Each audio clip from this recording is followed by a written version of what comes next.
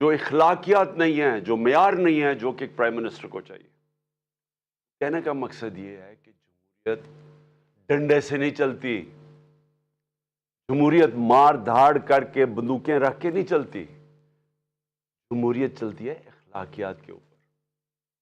اب میں یہ جو انہوں نے الیکشن کمیشن نے فیصلہ کیا کہ وہ محسن نقوی کو بنائیں گے، میں پہلے ذرا آپ کو سمجھا دوں کہ یہ ہوا کیوں تھا کہ ایک کیئر ٹیکر چیف منسٹر آتا کیوں تھا یا پرائم منسٹر کیوں بنتا تھا۔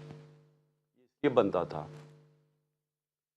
کہ 18ویں ترمیم میں انہوں نے یہ فیصلہ کیا، یہ پیپلز پارٹی اور نون لیگ نے، کہ دیکھیں جو بھی حکومت بیٹھ کے جب الیکشن کرواتی ہے ہمارے میں وہ اخلاقی معیار ہی نہیں ہے۔ جس طرح برطانیہ کے اندر وہ کوئی ان کی کیئر ٹیکر نہیں آتا، لیکن وہاں کی اخلاقیات کے سٹینڈرڈز اتنے ہیں کہ وہ سمجھتے ہیں کہ وہ صاف اور شفاف الیکشن کروا سکتی ہے حکومت، وہ بالکل چیٹنگ نہیں کرے گی، وہ کسی قسم کی دھاندلی نہیں کرے گی، تو اس لیے وہاں کوئی ضرورت نہیں پڑتی کیئر ٹیکر کی۔ لیکن پاکستان کی بدقسمتی یہ ہے کہ ہماری جمہوریت کے معیار اتنے گر چکے ہیں کہ کسی کو اعتماد ہی نہیں ہے کہ کوئی فری اینڈ فیئر الیکشن کروا سکے جب تک کہ کیئر ٹیکر نہ آئے۔ تو کیئر ٹیکر کا مقصد کیا تھا کہ وہ ایک نیوٹرل امپائر بنے گا، وہ ایسی ایک گورنمنٹ بنے گی جو کہ کسی کی فیور نہیں کرے گی، وہ صاف اور شفاف الیکشن کروائے گی۔ یہ بنیادی وجہ تھی کیئر ٹیکر گورنمنٹ بنانے کی۔ تو ہمیں نام دیے، میں آپ کو نام بتاؤں کہ ہم نے کس کے نام دیے۔ ہم نے وہ نام دیے جو ہم سمجھتے تھے کہ کریڈیبل ہیں، ایماندار ہیں، دیانتدار ہیں، جن میں وہ امانت داری ہوگی کہ وہ الیکشن ٹھیک کروا سکیں۔ تو ہم نے ایک ناصر کھوسہ صاحب کو چنا۔ ناصر کھوسہ شہباز شریف کے چیف سیکرٹری رہ چکے ہیں، نواز شریف کے پرنسپل سیکرٹری رہ چکے ہیں۔ تو ہم نے یہ بڑی اچھی طرح ان کو جانتے ہیں، ان کا ساری بیوروکریسی میں ان کا نام ہے، تو ہم نے سمجھا کہ یہ ایک ایسا نام ہے جو کہ ان کو بھی پسند ہوگا، یعنی اس کے اوپر کوئی اعتراض نہیں ہوگا۔ پھر اگلا نام ہم نے احمد سکیرا کا چنا۔ احمد سکیرا اس وقت کیبنٹ سیکرٹری ہیں، سب سے امپورٹنٹ، بلکہ دوسری تیسری امپورٹنٹ پوزیشن ہے شہباز شریف کی گورنمنٹ میں، اور وہ بھی ریٹائر ہونے والے ہیں، وہ ان کے کیبنٹ سیکرٹری ہیں۔ ہم نے سوچا کہ وہ بھی ایک ایماندار، ایک ایسا انسان ہے جس کے اوپر کوئی شک نہیں ہوگا، وہ بھی نیوٹرل امپائر بننے کے قابل ہوگا۔ اور پھر ہم نے ایک اور چنا، جو میں تو ان کو جانتا نہیں لیکن میں آپ ان کو نام بتا دوں کہ ہم نے یہ بھی ان کے چیف سیکرٹری رہ چکے ہیں، نوید چیمہ، نوید اکرم چیمہ ان کے شہباز شریف کے چیف سیکرٹری رہ چکے ہیں۔ تو ہم نے اپنی طرف سے بڑی دیانتداری سے ایسے نام چنے جو ہم سمجھتے تھے کہ ان کو بھی ایکسیپٹیبل ہوں گے۔ ان سب کو مسترد کر دیا۔ جس آدمی کا نام لیا وہ ہے محسن نقوی۔ اب میں محسن نقوی کے آنے سے پہلے میں آپ کو بتاؤں پختونخوا میں کیا ہوا۔ ہمیں جے یو آئی نے نام دیا اعظم خان۔ اعظم خان ایک بہت ریسپیکٹیبل انسان ہے پختونخوا کے اندر۔ آپ کو پتا ہمارے جے یو آئی کے ساتھ بڑے اختلافات ہیں، لیکن کیونکہ انہوں نے ہماری پارٹی 2/3 اکثریت لے کے بیٹھی ہوئی ہے، کے پی میں بیٹھی ہوئی تھی، لیکن کیونکہ انہوں نے ایک صحیح نام دیا ہم نے تسلیم کر لیا، اور وہ آج وہاں کے کیئر ٹیکر چیف منسٹر بن گئے۔ لیکن یہاں دیکھیں کیا ہوتا ہے، محسن نقوی جن کو انہوں نے اور الیکشن کمیشن نے منتخب کیا ہے، میں سب سے پہلے تو الیکشن کمیشن، میں یہ آپ سب کے سامنے پہلے کہہ چکا ہوں، میں پھر کہنا چاہتا ہوں، میں نے اتنی بددیانت دار الیکشن کمیشن اپنی زندگی میں نہیں دیکھی۔ میں نے ایسی الیکشن کمیشن دیکھی نہیں جو اتنی بے شرمی سے تحریک انصاف کے خلاف ہر فیصلہ ان کا ہمارے خلاف آتا ہے۔ ہر باری ہم عدالت میں جاتے ہیں، یہ ہمارے خلاف فیصلہ کرتے ہیں، ہم عدالت میں جاتے ہیں اور عدالتیں ان کے فیصلے کو اوورٹرن کرتی ہے، کہ میرا مطلب کہ انہوں نے غلط فیصلہ کیا ہمارے خلاف۔ یہ 8 یا 9 دفعہ ہو چکا ہے۔ اس کے علاوہ انہوں نے جو توشہ خانہ کا کیس کیا ہے، جو انہوں نے فورن فنڈنگ کیس، فورن فنڈنگ کیس یہ ہے کہ انہوں نے جو اناؤنسمنٹ کی کہ کیا فورن فنڈنگ تھی وہ اس کو چینج بھی کیا پروہیبٹڈ فنڈنگ. اس کے بعد وہ اناؤنس کر کے جو پبلک ریلیز کی اس کے بعد ایک پیراگراف ایڈ کر دیا جس کا کوئی تعلق ہی نہیں ہے اس سے کہ جی عمران خان نے کوئی فنڈنگ میں غلطی کی ہے. یہ سارے عدالت میں کیسز ہیں. اور وہ جو توشہ خانہ کا کیس ہے وہ اتنا بڑا مذاق ہے اور اس کا سب سے بڑا مذاق اس طرح اڑا کہ لاہور ہائی کورٹ نے جب کہا کہ ہم ساروں کے جتنے بھی پیچھے پرائم منسٹر رہ چکے ہیں ہمیں ان کی ڈیٹیلز دیں ان کے توشہ خانہ کی کہ کیا کیا ان کو کس قسم کے ان کو گفٹس ملی. تو یہ گورنمنٹ جس نے میری ساری انفارمیشن دی تھی توشہ خانہ کی وہ ادھر جا کے کہتی ہے وہی گورنمنٹ لاہور ہائی کورٹ میں کہ جی یہ سیکرٹ ہے, یہ ہم بتا نہیں سکتے, ہم باقیوں کے کیسز نہیں بتا سکتے کہ باقیوں کو توشہ خانہ میں کیا ملا. اور وہ میں آپ کو بتاتا ہوں کیوں نہیں بتا سکے, کیونکہ نواز شریف نے گاڑی لی ہے وہاں سے توشہ خانہ سے جو اللیگل ہے, غیر قانونی ہے, چوری کی ہے, اور تین گاڑیاں چوری کی ہیں آصف زرداری نے توشہ خانہ سے, اور یوسف رضا گیلانی اس میں ملوث ہے. تو اس لیے وہ کہتے جی ہم باقیوں کا نہیں بتا سکتے. تو صرف عمران خان کے لیے سیکرٹ نہیں ہے, باقیوں سب کے لیے سیکرٹ. تو میں صرف بتانا چاہتا ہوں کہ یہ الیکشن کمیشن جس طرح کی اس کی حرکتیں ہیں اس ملک میں, ہم نے کبھی ایسی الیکشن کمیشن نہیں دیکھی. ابھی کراچی کا جو الیکشن کروایا ہے, شرم آنی چاہیے کہ آپ نے اس کو الیکشن بھی کہتے ہیں. ہمارا دسکا میں الیکشن ہوا 22 سیٹوں کے اوپر, صرف 22 پولنگ سٹیشنز کے اوپر. ریٹرننگ آفیسر نے اس کے اوپر کوئی آبجیکشن کی کہ ان پہ پھر پولنگ ہونی چاہیے, اس نے سارا الیکشن کھول دیا جو تقریباً 400 پولنگ سٹیشنز کا تھا. تو یہ اس کی ہسٹری ہے. اب یہ ذرا میں آپ کو محسن نقوی کا بتانا چاہتا ہوں یہ آدمی کون ہے. سب سے پہلے جو رجیم چینج ہمارے خلاف ہوئی, جب یہ پوری سازش ہو رہی تھی, تو ہمارے پاس میں تب گورنمنٹ میں تھا, تو مجھے آئی بی کی باقاعدہ رپورٹس آتی تھی کہ جو سب سے ایک آدمی نے سب سے زیادہ کوشش کی ہماری حکومت گرانے کی, اس کا نام محسن نقوی تھا. یہ بھاگا پھر رہا تھا ساری جگہ, کبھی نواز شریف کو پیغام لے کے جا رہا ہے زرداری کا, تو کبھی زرداری کے ساتھ مل کے سندھ ہاؤس کے اندر بیٹھا ہوا ہے, لوگوں کی حرام کے پیسے سے لوگوں کو خرید رہا ہے. یہ سب پیش تھا. ہر جگہ محسن نقوی کا نام آتا تھا کہ اس نے سب سے زیادہ کوشش کی اس کانسپریسی کو کامیاب کرنے کے لیے. اور یہ وہ ایکس آرمی چیف کو بھی ملتا تھا جس کی اصل تو ماسٹر مائنڈ وہ تھا. لیکن جتنے بھی پلیئرز اس کے ارد گرد تھے, اس میں ایک پلیئر جس کا سب سے زیادہ نام آتا تھا اس کا نام محسن نقوی تھا. تو یہ اس نے جس کو زرداری کہتا تھا یہ میرا بیٹا ہے, یعنی زرداری نے اس کو اپنا بیٹا بنایا ہوا تھا. اب یہ سوچ لیں کہ اس کا کیریکٹر کیا ہوگا کہ زرداری جیسا آدمی جو انٹرنیشنلی ساری دنیا زرداری کو جانتی ہے کہ کرپٹ ترین آدمی ہے, اس کے اوپر انٹرنیشنلی کتابوں میں زرداری کا چوری کا ذکر ہے. آج سے 30-35 سال پہلے اس کو مسٹر 10% باہر کی دنیا میں کہنا شروع ہوا, اس کا نام رکھا گیا.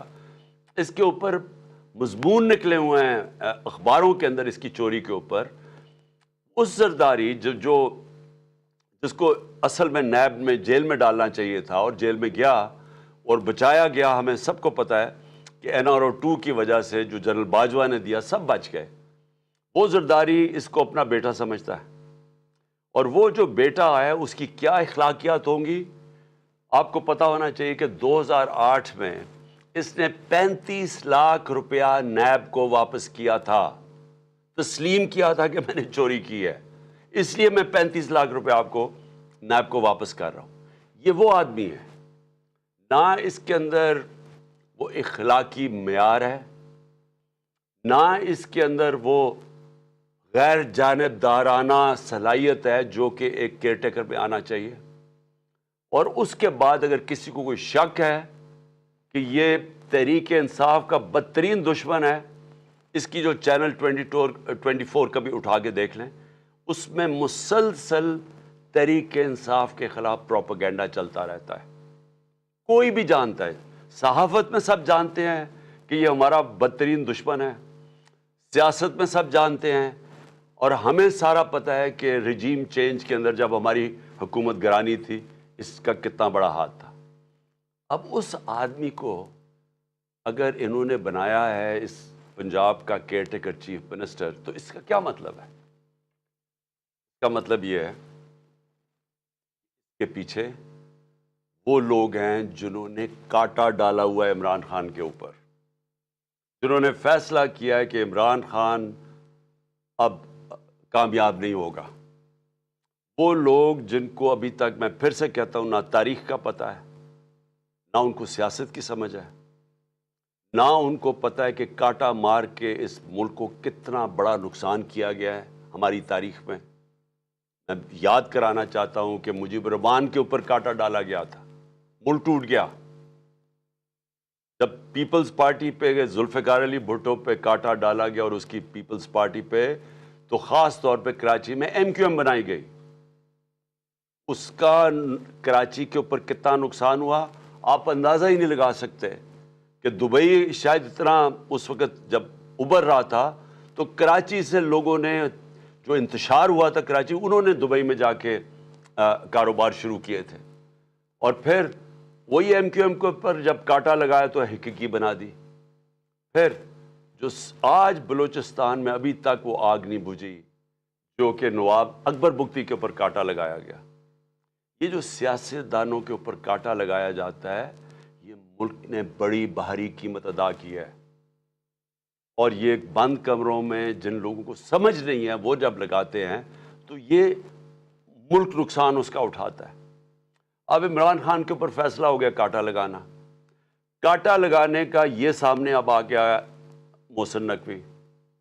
محسن نقوی نے اب کرنا کیا ہے, یہ میں ابھی آپ کے سامنے پیشن گوئی کر رہا ہوں, کیونکہ یہ اتنے بیوقوف لوگ ہیں جو یہ کرتے ہیں کہ ان کو یہ نہیں پتا کہ ساروں کو ان کے پلان کا پتہ چل جاتا ہے پہلے سے کہ یہ کیا کرنے جا رہے ہیں.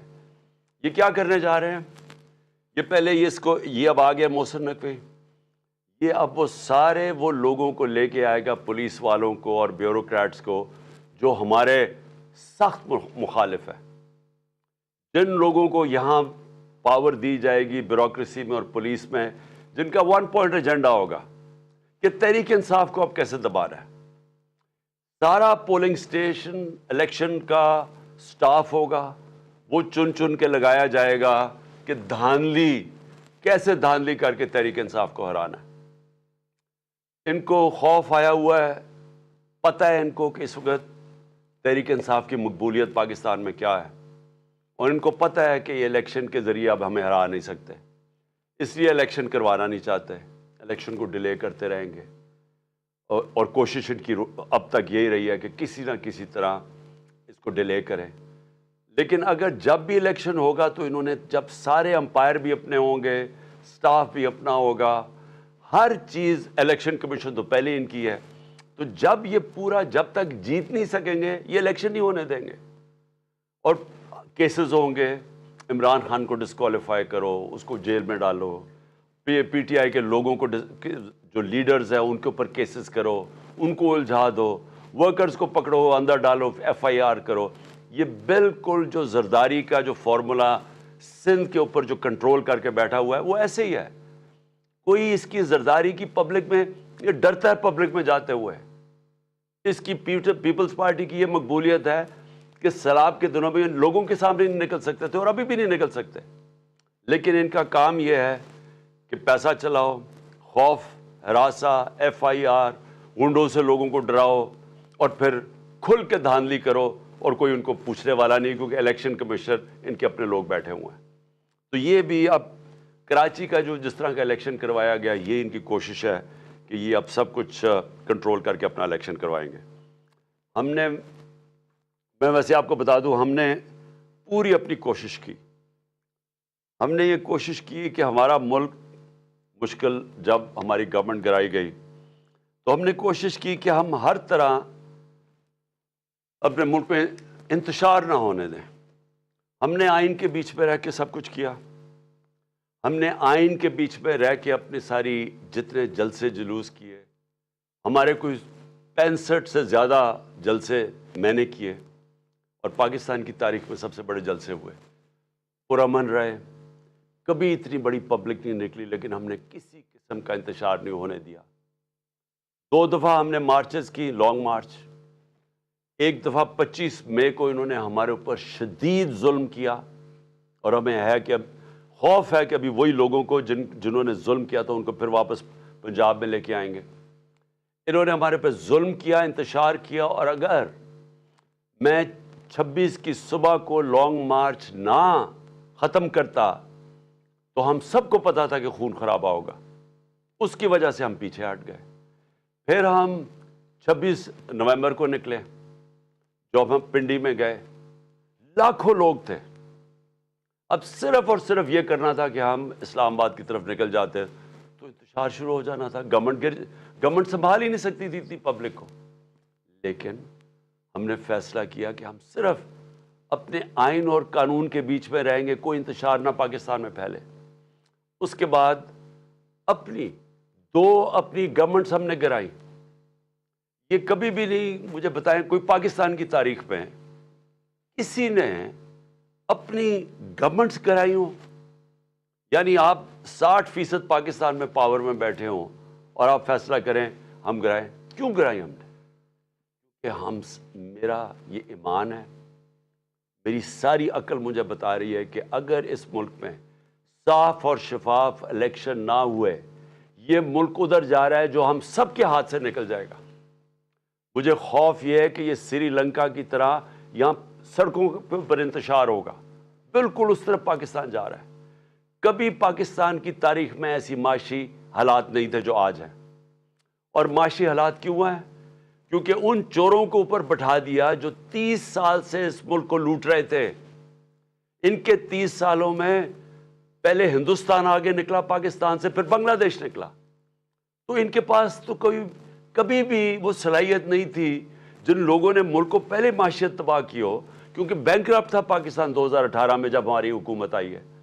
ادھر سے ہم نے اٹھائی حکومت، اور انہوں نے آتے ساتھ ہی اپنے کیسز معاف کروائے، اربوں روپے کے کرپشن کیسز معاف، گورنمنٹ نیچے لے آئے۔ آج ہمارا ملک ادھر کھڑا ہے جدھر پاکستان کی تاریخ میں کبھی اتنے مشکل معاشی حالات نہیں تھے جو آج پاکستانیوں کے۔ اس لیے ہم نے کوشش کی کہ کوئی انتشار نہ ہو، اس لیے ہر جگہ ہم آئین کے بیچ میں رہے، اور ہم نے اپنی گورنمنٹس اس لیے گرائیں کہ ہم نے کہا کہ الیکشن کی طرف جائیں گے، کیونکہ کسی نے بھی اگر ملک کو اس دلدل سے نکالنا ہے، پہلی چیز صاف اور شفاف الیکشن ہے۔ اب یہ جو انہوں نے کر دیا ہے، اس سے تو صاف اور شفاف الیکشن نہیں ہونے لگے، اس سے تو ملک میں انتشار ہونے لگا ہے۔ یہ جو کرنے جا رہے ہیں، اگر ان کا خیال ہے کہ ان الیکشن سے ملک کو فائدہ ہوگا، ایک پارٹی کو اور ایک پارٹی کے چیئرمین کو باہر کرتے کرتے یہ ملک کو وہ نقصان پہنچانے لگے ہیں کہ مجھے خوف آ رہا ہے کہ یہ جس طرح ایسٹ پاکستان علیحدہ ہوا تھا وہ اس طرح کا نقصان نہ پہنچا دیں۔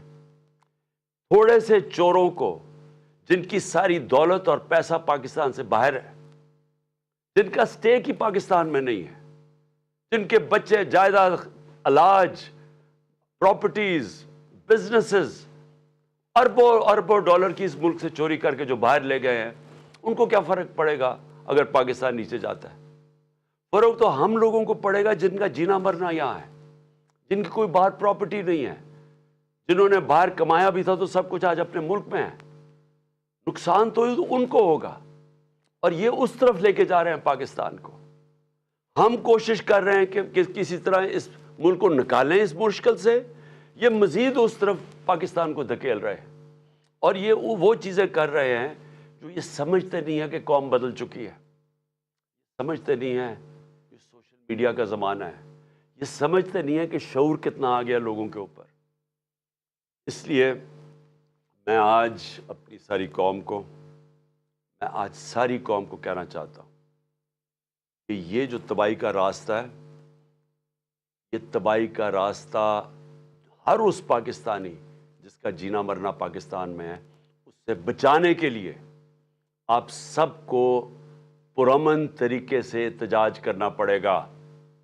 یہ آپ کا سب کا آئینی حق ہے، یہ آپ کا انسانی حق ہے، ہیومن رائٹ ہے آپ کا، کہ جب آپ دیکھ رہے ہیں ملک میں اس طرح کی ظلم اور ناانصافی، اس طرح کے لوگ جن لوگوں کو جیلوں میں ہونا چاہیے جو اوپر آ کے بیٹھ جائیں، اور جب آپ واضح طور پہ دیکھ رہے ہیں کہ قوم امر بالمعروف سے اٹھ گئی ہے، اللہ کا حکم ہے کہ اچھائی کے ساتھ کھڑے ہو، یہ سارے وہ لوگ، یہ جو آدمی 35 لاکھ روپیہ چوری کر کے جو واپس دے کے آیا ہے نیب کو، وہ اس پنجاب کا چیف منسٹر بنے گا، اور اوپر سارا کرپٹ ٹولہ سینٹر میں بیٹھا ہوا ہے، 60% کیبنٹ ضمانت پہ ہے کرپشن پہ۔